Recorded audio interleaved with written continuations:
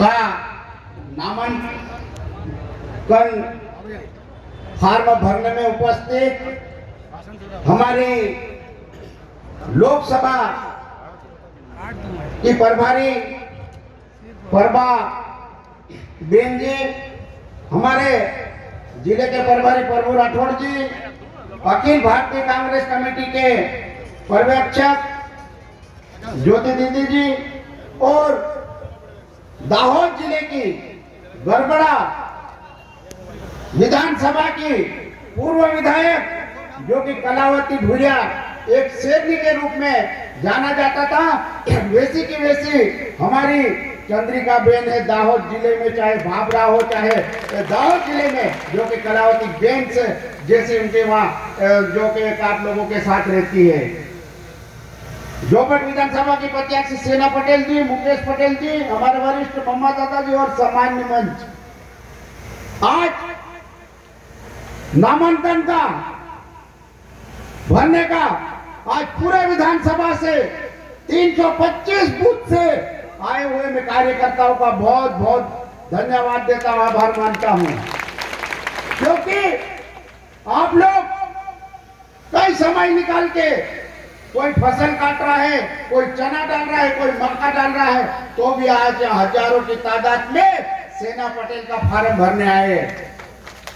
आप लोगों को मैं विश्वास दिलाता हूं कि जो भी काम होगा जोबट विधानसभा में 17 तारीख को आप सेना पटेल को विधानसभा में पहुंचाओ और कमलनाथ जी को मुख्यमंत्री पोस्ट बना के आप लोगों की जो समस्या है, जो 18 साल की समस्या है, जो कि भारतीय जनता पार्टी ने 18 सालों में आज हमारे आदिवासियों को लूट करके मतलब पूरा लूट लिया, खून चूस लिया है। तो मेरा निवेदन है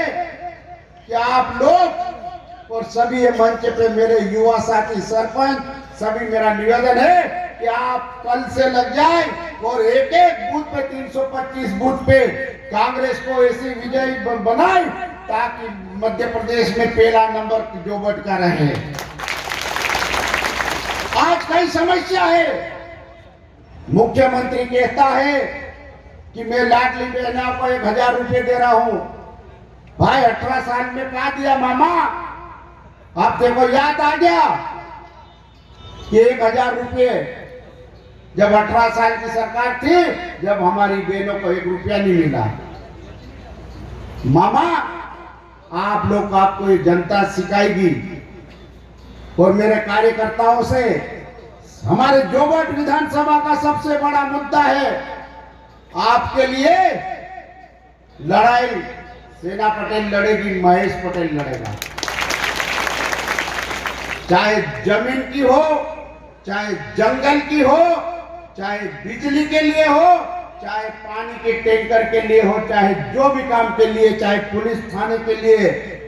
चाहे कलेक्टर से, चाहे एसपी से, अगर आप लोगों को अगर परेशान किया है तो सेना पटेल महेश पटेल आपके लिए आधी रात को तैयार रहेंगे, क्योंकि भारतीय जनता पार्टी के यहाँ के उम्मीदवार आप लोगों को मालूम है। भारतीय जनता पार्टी के उम्मीदवार ऐसा दिया, आपको एक एक को मालूम। जब आप लोग फोन लगाते, भारतीय जनता पार्टी के नेता कहते कि हमारा उम्मीदवार को तो फोन ही नहीं उठाता, तो ऐसे लोगों की जमानत जब्त करना कि नहीं करना? बताओ, करना? ये हाथ नहीं ऊंचे हो रहे कोई के, जमानत जब्त करोगे तो उसकी जमानत जब्त करके आपकी लड़ाई हम लड़ेंगे। आप लोगों को मालूम है कि प्रभारी मंत्री राजवर्धन सिंह उद्योग मंत्री है। क्या है? उद्योग मंत्री है और यहाँ जिले का प्रभारी मंत्री रहा है और उसने हमारी आदिवासियों के गांव में धीरे धीरे करके सर्वे करवाया गया, जो कि हमारे आदिवासी भाई जागे कई लोगों को, चाहे बूढ़ा हो, चाहे उगड़ हो, चाहे बलतमुंग हो, चाहे चमर बगड़ा के लोग जो सर्वे करने वालों को इतनी पिटाई करी, तो टेंडर मुख्यमंत्री को मालूम पड़ा कि आदिवासी भाई जाग गए तो मैं भी जाऊंगा तो मेरे को भी मार पड़ेगी, तो उसने चुनाव को देखते हुए निरस्त कर दिया। लेकिन मैं मुख्यमंत्री जी से कहना चाहता हूं, यहाँ के मंत्री को कहना चाहता हूं, यहाँ के भारतीय जनता पार्टी के नेताओं को कहना चाहता हूं, अगर हमारे आदिवासियों की अगर जमीन आपने छीनी, अगर एक भी इंच में अगर आप आए तो ये हमारे आदिवासी भाई जिस रोज उठ गए उस रोज आपको गांव से बाहर नहीं निकलने देंगे, हाथ बांध देंगे और ऐसी धुलाई करेंगे कभी जिंदगी भर आएंगे नहीं। और मैं मेरा आदिवासी भाई को मैं निवेदन करता हूं कि जिस रोज कांग्रेस की सरकार आएगी, कमलनाथ मुख्यमंत्री बनेंगे, सेना पटेल विधायक बनेगी और आपकी विधानसभा में लड़ाई लड़के पहले कैबिनेट में जो जमीन का जो मांगने वालों का जो टेंडर निरस्त करेंगे। आप लोगों ने तो लड़ाई लड़ी, हमारे आदिवासी समाज ने लड़ाई लड़ी, सबने लड़ाई लड़ी, हमने लड़ाई लड़ी, तो जाके भारतीय जनता पार्टी के लोगों ने वो किया है। ऐसे में करीब 80 गांव है, उसमें विशाल रावत का भी गांव आएगा, खाना का कर जुआरी के पास में 80 गांव, इधर छोटी खट्टाली से लेकर मोरासा तक, अलीराजपुर तक, इधर अभी आमवा, अटवाड़ा, जोरा, पनवानी कई हमारी जमीन जा रही है। लेकिन हमारे ये जितने भी ये नेता बैठे, आप लोगों की लड़ाई लड़ेंगे, अभी वोट आएंगे